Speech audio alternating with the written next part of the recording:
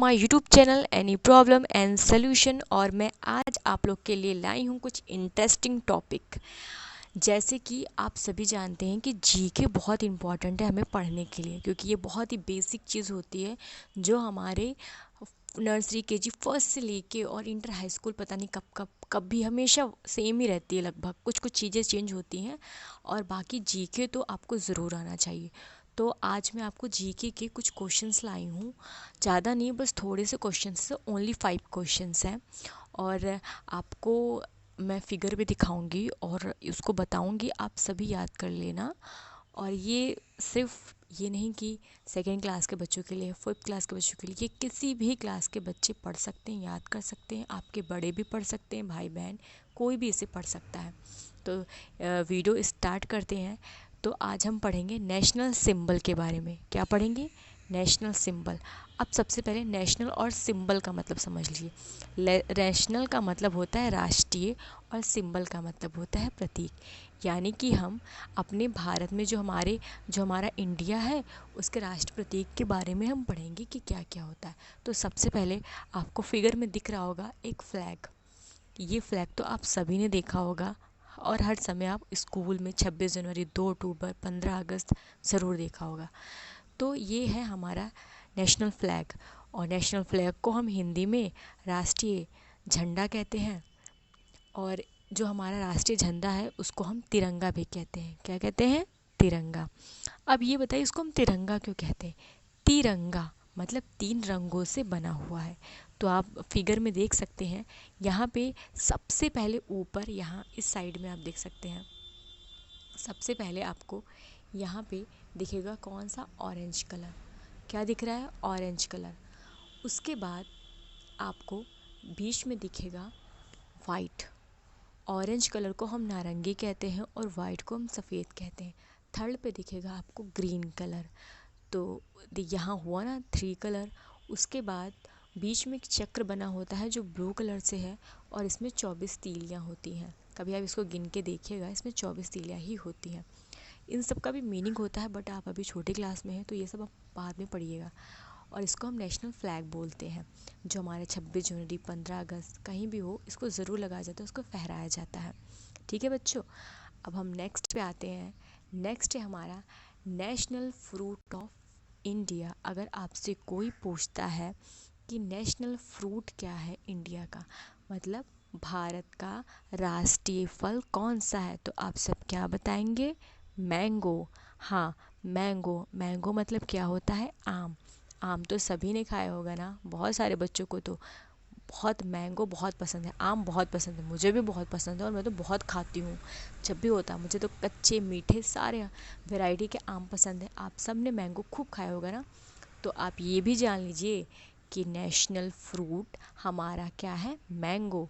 और अगर आपके फ्रेंड ये नहीं जानते ना तो उनसे ये क्वेश्चन ज़रूर पूछेगा आप, तो ये ज़रूर याद रखिएगा। उसके बाद बच्चों चलते हैं 3rd नंबर पे। और ये बताइए क्या है, किस चीज़ का फिगर आप सबको दिख रहा है? बताइए। कुछ बच्चे तो समझ गए होंगे, लगभग सारे बच्चे समझ गए होंगे कि ये मोर का चित्र है। मोर को इंग्लिश में क्या कहते हैं? पिकॉक। तो बच्चों अगर आपसे कोई पूछता है नेशनल बर्ड ऑफ इंडिया, मतलब भारत का राष्ट्रीय पक्षी कौन है, तो क्या बताएंगे आप? मोर।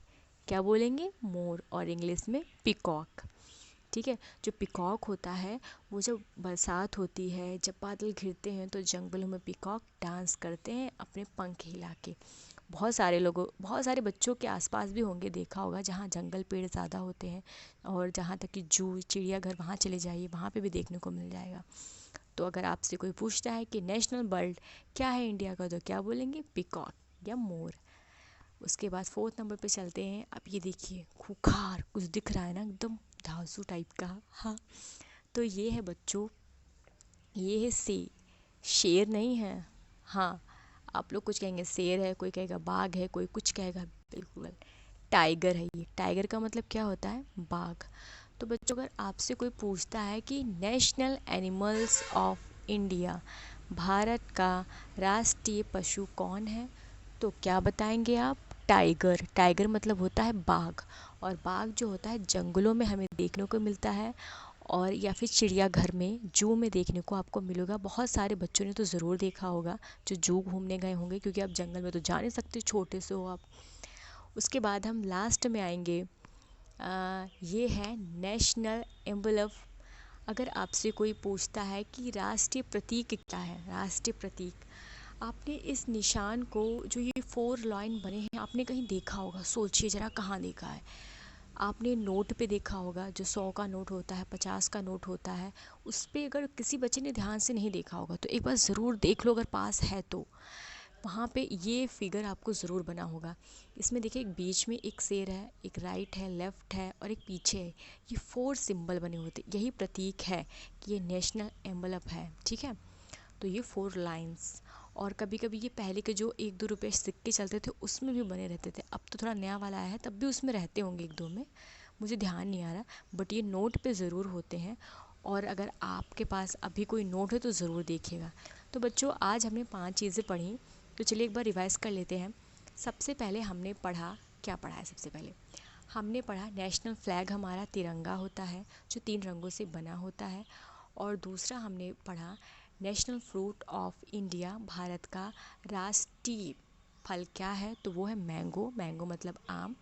और थर्ड हमने पढ़ा नेशनल बर्ड ऑफ इंडिया, यानी कि भारत की राष्ट्रीय पक्षी क्या है, तो पीकॉक यानी कि मोर। और फोर्थ नंबर पे हमने पढ़ा नेशनल, हाँ हाँ बताइए क्या दिख रहा है आपको, बोलिए।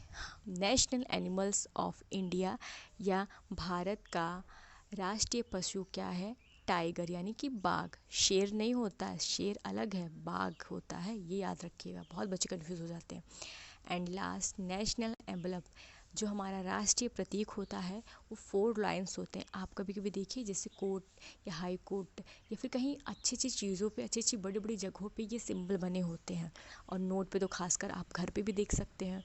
तो बच्चे, ये 5 चीज़ों को मैंने आज आपको बताया है, तो इसको ज़रूर एक बार क्या कहते हैं, अच्छे से 5 को याद कर लीजिएगा।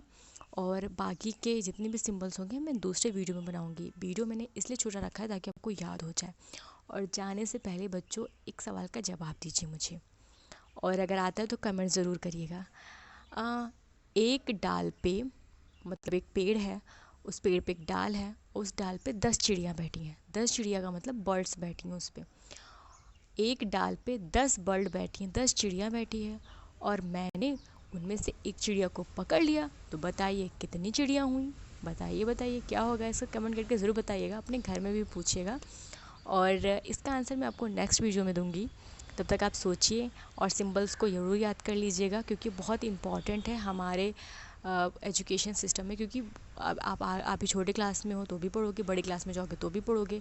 और आप एक गेम भी खेल सकते हो, अपने भाई बहनों, नाना नानी, फूफा, किसी से भी क्वेश्चन पूछ सकते हो।